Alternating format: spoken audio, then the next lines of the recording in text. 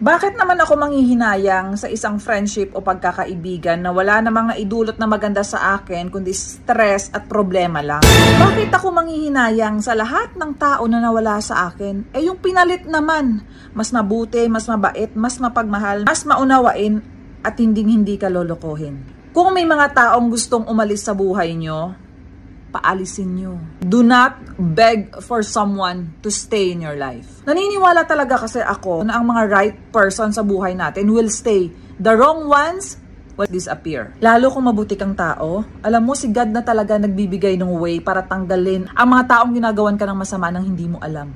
God is saving you from these people. Masakit, but trust the Lord. Ang daming redirection sa buhay natin na sobrang sakit. Pero alam nyo, after, mapapa-thank you Lord ka na lang talaga. Mapasabi ka na lang na, kaya pala tinanggal siya sa buhay ko. Kaya pala nalaman ko na ganito. Buti na lang talaga na wala siya sa buhay ko. Gets mo na? Kaya kung may mga taong nawala sa buhay natin, okay lang yan. Part yan ng plano ni God for you.